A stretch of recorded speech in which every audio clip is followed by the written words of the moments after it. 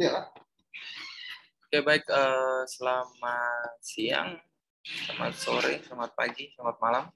Hari ini saya akan membahas sedikit tentang revisi skripsi dari teman kita, namanya Laude Rano Karmi. Jadi revisi ini menyeluruh karena yang bersangkutan sudah selesai ujian skripsi. Jadi ini adalah contohnya bagaimana sih menulis literatur review, ya, literatur review yang baik dan benar supaya tampak cantik untuk dibaca. Oke. Kemudian yang pertama ini kita bicara soal gambarnya. Ya, gambar itu harus kalau menurut pedomannya, ya, menurut pedomannya gambarnya harus ukuran 5 kali 5 cm. Kemudian ini spasinya harus 1. Kemudian untuk footernya, footernya itu memang harus harus segitiga, ya. Jadi segitiga, jadi harus rata begini ya. Oke. Jadi bagaimanapun caranya harus dibuat segitiga. Kemudian ini juga, ya, seperti yang tadi saya bilang. Oh ya, saya lupa. Ukuran kertas harus A4 untuk seluruhnya. Ditambah lagi dengan untuk footernya, ini harus Times New Roman ukuran 12. Ya. Kemudian kita lanjut. Ini tadi sama juga, ya, harus segitiga juga. Kemudian ini memang harus ukurannya 1, spasinya 1. Nah, kemudian kita lanjut. Ini ya, sudah baik. Kemudian, nah ini harus tabulator. Jadi harus dalam setiap permulaan paragraf itu harus sedikit menjorok ke dalam seperti yang ini. Ya, oke. Kemudian ini kita lanjut kepada ini. Jadi bab 1 pendahuluan harus sejajar, ini juga sama, ya, jam pustaka. Kemudian ini ada metode penelitian, hasil dan pembahasan. Kemudian ada penutup yang harus 1 kalimat. Ya, jadi bab 5, kemudian ya, bab 5 penutup baru nomor halamannya berapa. Itu. Kemudian kita lanjut pada ini. Kita lanjut pada abstrak. Jadi kalau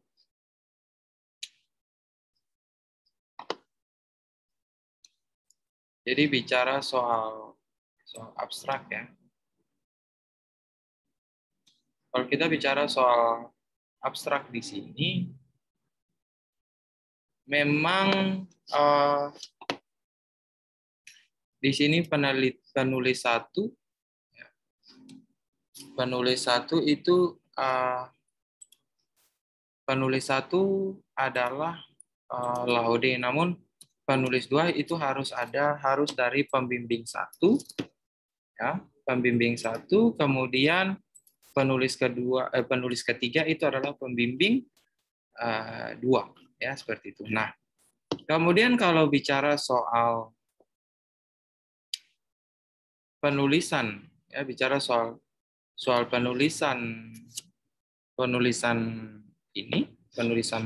abstrak, itu teman-teman harus memenuhi kaidah dari Imrat, ya. Harus kaidahnya Imrat. Nah, kemudian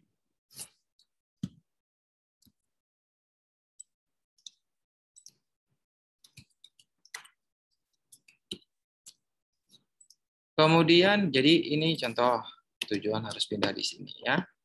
Tujuannya apa, kemudian metode penelitian itu harus dijelaskan. Ya, jadi harus dijelaskan di sini. Pertama kita mulai dulu dari pendahuluan. Jadi apa sih yang melatar belakangi penulisan ini? Jadi seperti yang kalau Anda lihat di pendahuluan, langkah baiknya yaitu ya sudah lebih bisa untuk ngambil dari paragraf pertama. Kalau dalam bimbingan saya biasanya saya bilangnya itu adalah kita mulai dengan etiologi, kemudian proses penyakit, komplikasi, kemudian mungkin ditambah lagi dengan data ya, dan data. Nah, untuk kita bisa masuk di pendahuluan. Nah, kalau tujuan, ya sudah tujuannya apa? Tujuan dari ini bisa diambil dari tujuan umum. Nah, sedangkan untuk metodologi penelitian, itu teman-teman harus menjelaskan seluruh metode penelitian secara secara gamblang. Jadi mulai dari metodenya apa, kemudian sampelnya gimana, kemudian masuk lagi dengan jenis penelitiannya apa, kemudian bagaimana Anda menganalisis data seperti itu ya. Ini yang harus dilengkapi di sini. Bagaimana Anda mensintesis, bagaimana Anda menganalisis, ini ditulis di metode penelitian. Dan hasil penelitian ini apa yang Anda dapatkan dari 13 atau dari 10 jurnal yang Anda teliti. Ya, ini ditulis di sini. Apa yang Anda dapatkan dan kesimpulannya apa? Kesimpulannya bukan hanya ini kalau dibilang bahwa terdapat adanya pengaruh, ini sebenarnya masuk di dalam hasil penelitian. Namun kesimpulan apa yang bisa Anda tahu? Nah, kemudian untuk kata kunci itu harus dari A sampai Z ya, diurutkan. Kemudian ini pun sama ya. Jadi ketika ini sudah benar ya, maka tinggal ditranslate mengikuti kaidah penulisan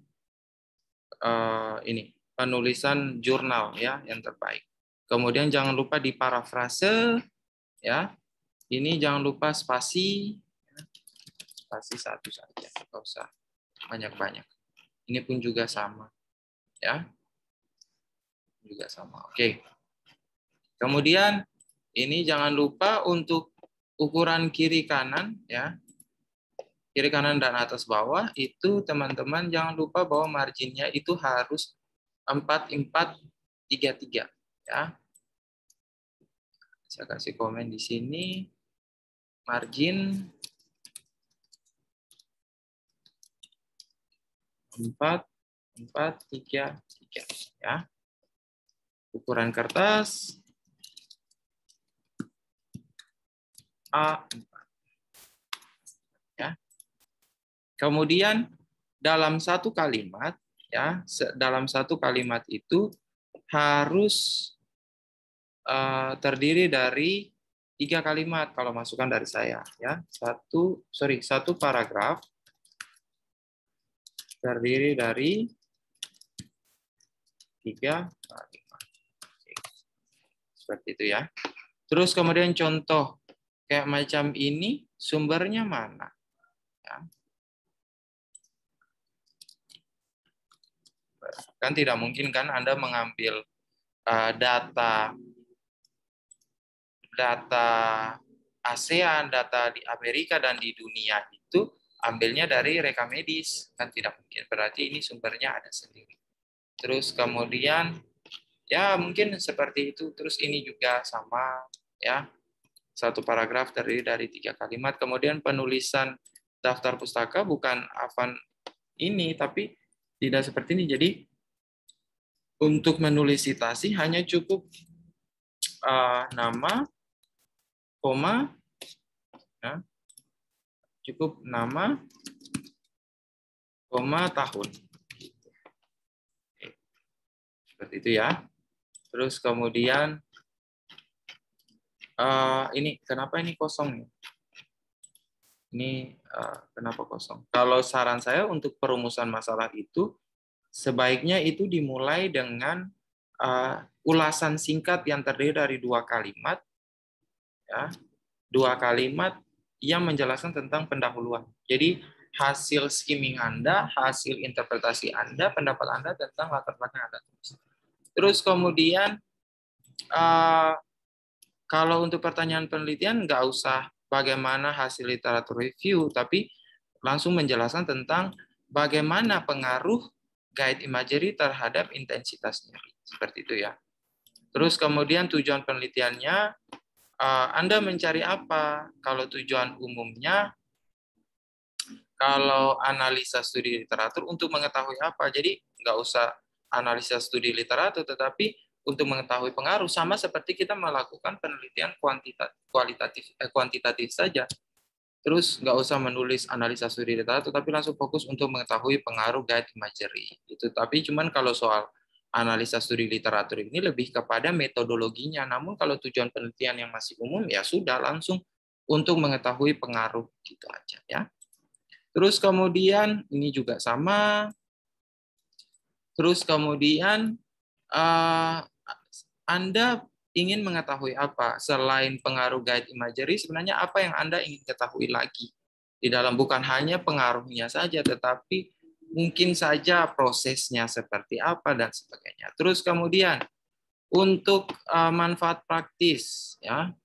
Manfaat praktisnya apakah hanya kepada pengetahuan masyarakat dan pasien saja atau ada yang lain. Terus kemudian apakah untuk manfaat institusi, untuk siapa? Apakah hanya untuk mutu pelayanan kesehatan, tapi Anda fokusnya untuk di mana? Terus kemudian apakah institusinya hanya kepada rumah sakit saja? Apakah pendidikan nggak perlu? Terus kemudian metodologi untuk siapa saja tujuannya? Ya, apakah ini juga bisa menjadi dasar? Ya, seperti itu. Kemudian kita lanjut kepada ini bentuk tabel. Ya, bentuk tabel. Kalau seandainya dilihat dari persamaan dan perbedaan penelitian, Anda harus melihat dari metodologi, dari sisi metodologinya, lihat dari metodenya apa. Kalau kan Anda melakukan perbandingan, metodenya apa, terus kemudian jenis penelitiannya apa, sampelnya bagaimana, variabelnya apa saja, bagaimana menganalisis data, bagaimana sampel dan populasinya, seperti itu. Kemudian bentuk tabelnya itu disesuaikan dengan pedoman, karena biasanya kalau penulisan tabel dalam karya tulis ilmiah tidak seperti ini ya. Kemudian untuk tinjauan pustaka, Anda telaah pustaka tentang apa? Kalau telaah pustaka pertama tentang konsep appendiktomi, ya jelaskan konsep appendiktomi. Ya, telaah pustaka atau tinjauan umum tentang appendiktomi seperti itu. Nanti baru ditambahkan di bawah. Kemudian kalau bisa untuk pengertian-pengertian ini sumbernya jangan terlalu tua, tapi dari 2016 sampai tahun 2021.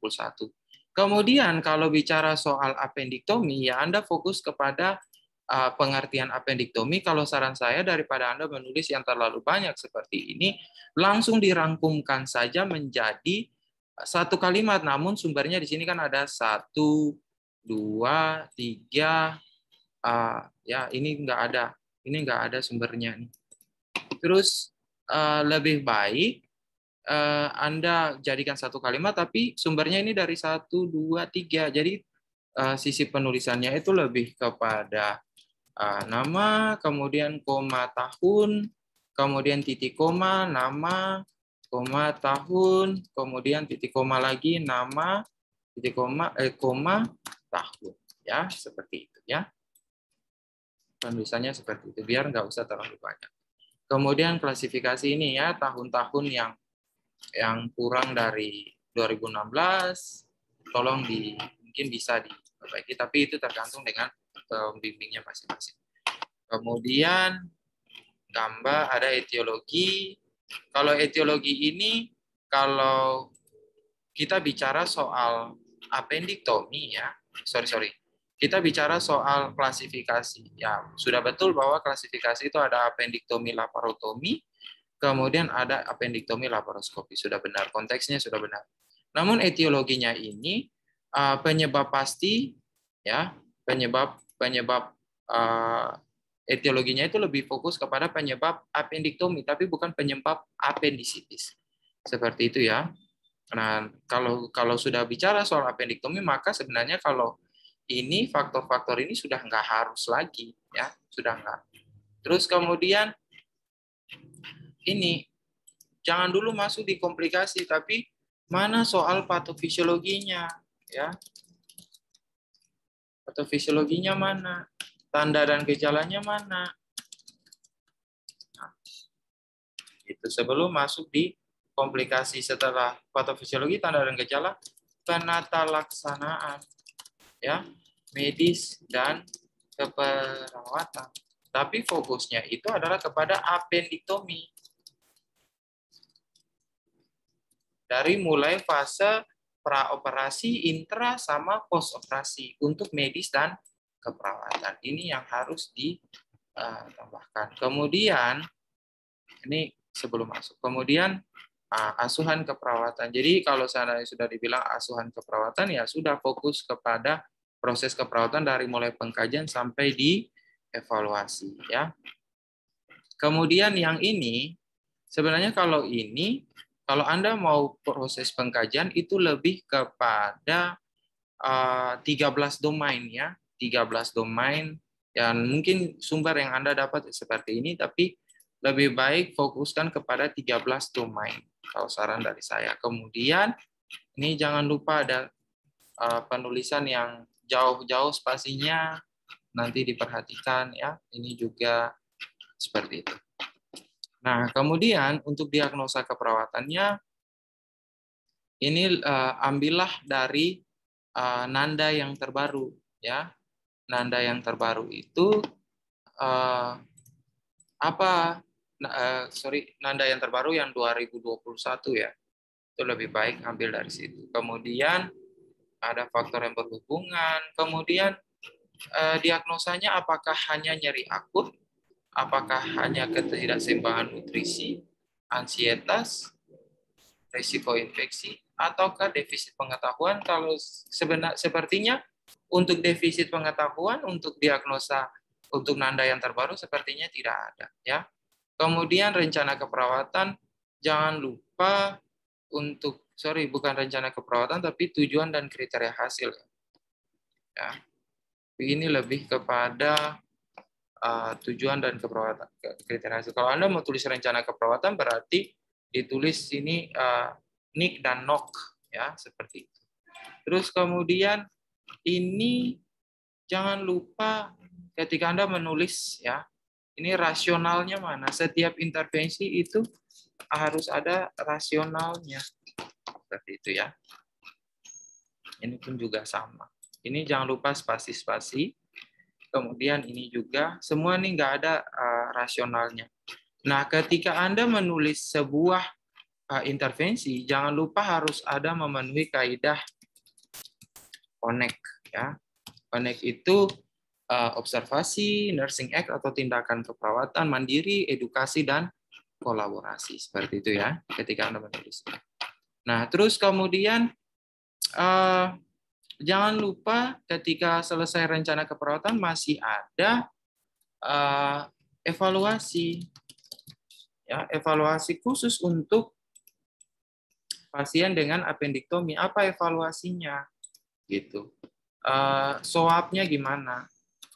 Jadi SOAP-nya itu masih secara teoritis. Contoh kalau nyeri akut, ya mungkin subjek harus menunjukkan ini, objektifnya begini. Terus untuk intervensinya atau analisisnya harapannya itu dari berapa jam atau berapa hari itu sudah harus menunjukkan tanda dan gejala ini. Terus planningnya apa kalau seandainya tidak teratasi, berarti tindakan apa yang harus dilakukan, gitu, ya. Entah tindakannya baru atau dilanjutkan itu terserah. Terus kemudian ini untuk konsep dasar nyeri, kembali lagi masa hanya satu pengertian saja, baru sumbernya ini juga sumber yang sudah lawas, gitu loh, ya, mungkin bisa diperbaiki. Ini sumber-sumber lawas ini banyak sekali, ya. Kemudian saya skim saja, ini ada yang tidak ada sumbernya, ya. Ini yang mungkin harus teman-teman perbaiki, ya, seperti itu. Nah, terus kemudian ini umur, ini referensinya mana, terus kemudian ini kalimat-kalimatnya sudah lebih dari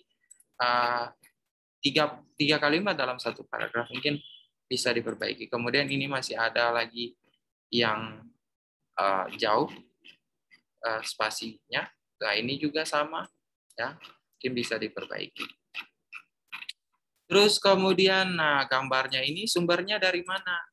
Ya, sumber gambarnya dari mana? Terus kemudian ini lagi, ya, sumber gambar harus jelas. Oke. Kemudian next sampai di bawah.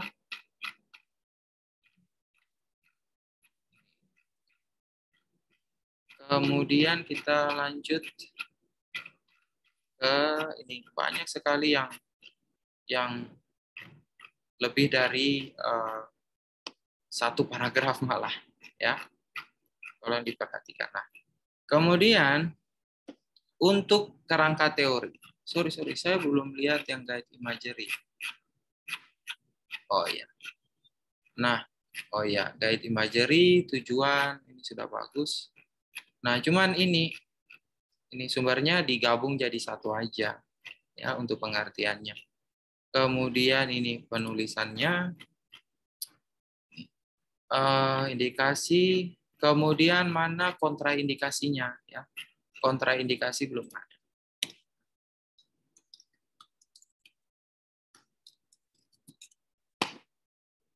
Karena biasanya ketika Anda mau menawarkan sebuah intervensi baru, yang perlu diperhatikan adalah definisinya apa, tujuannya apa, indikasinya apa, kontraindikasinya apa, kemudian langkah-langkahnya seperti apa, terus kemudian berapa lama Anda melakukan, ya, itu yang harus diperhatikan. Ini, terus durasi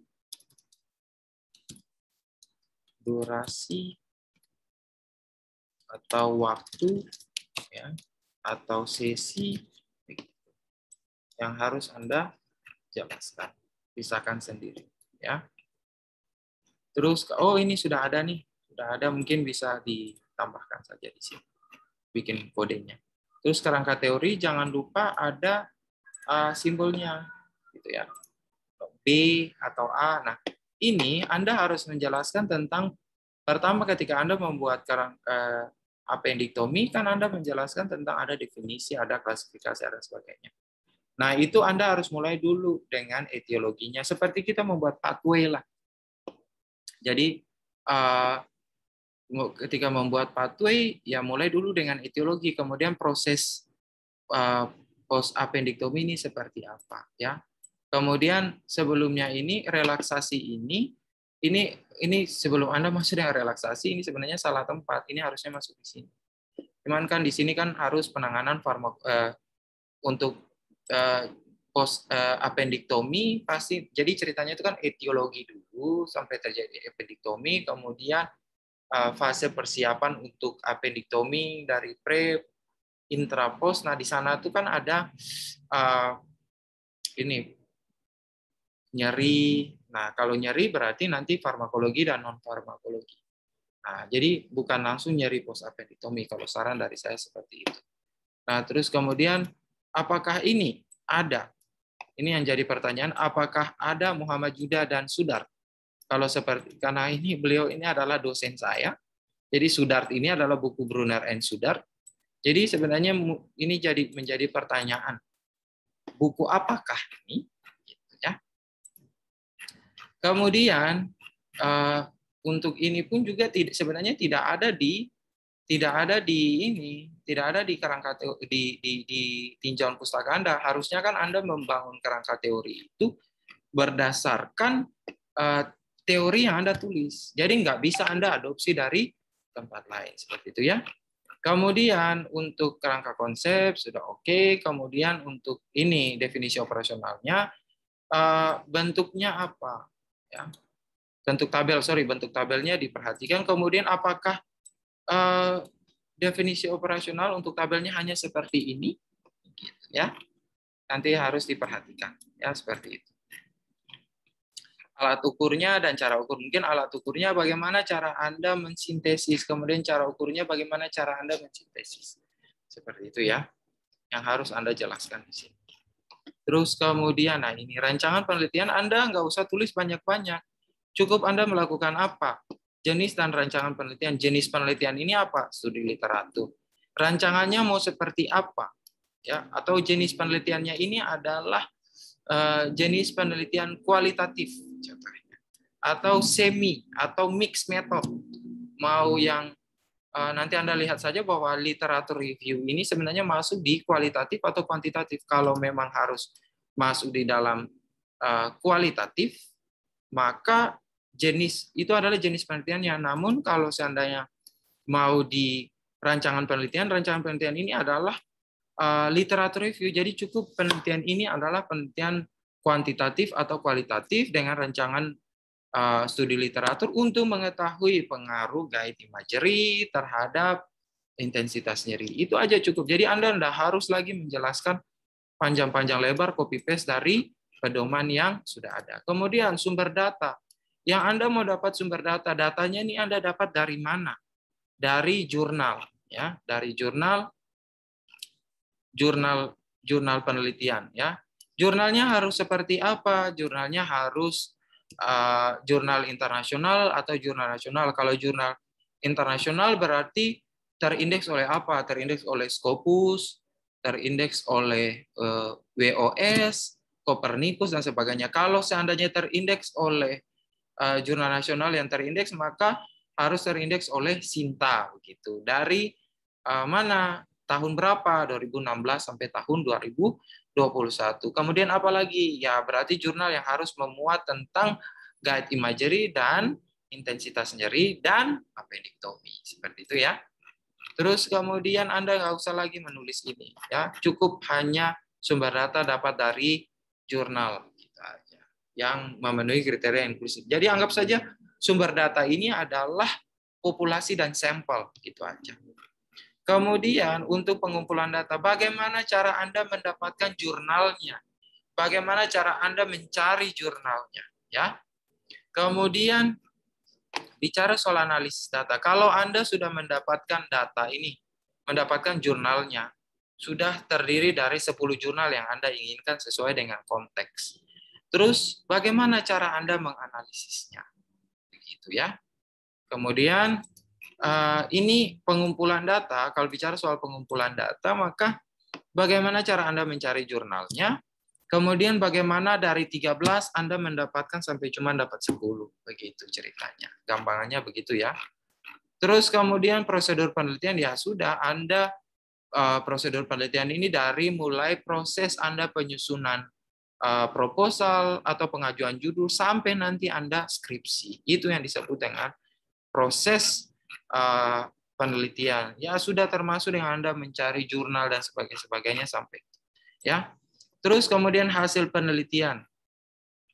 Kemudian untuk hasil penelitian ini Anda cukup menjelaskan bahwa berapa jurnal yang Anda dapat, berapa jurnal mana saja Anda temukan, kemudian sudah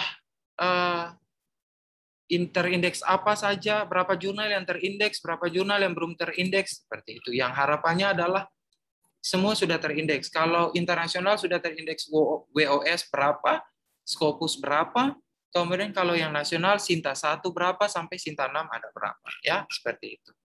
Kemudian tahunnya berapa, ya, itu yang harus Anda jelaskan di sini, di hasil penelitian di awal, gitu, seperti itu ya. Terus kemudian ini sudah Anda menjelaskan analisa jurnalnya ya. Analisa jurnalnya oke lah, tidak ada masalah. Kalau saya. Nah, yang saya mau fokuskan itu hanya ada di ini, di pembahasan ya. Di pembahasan.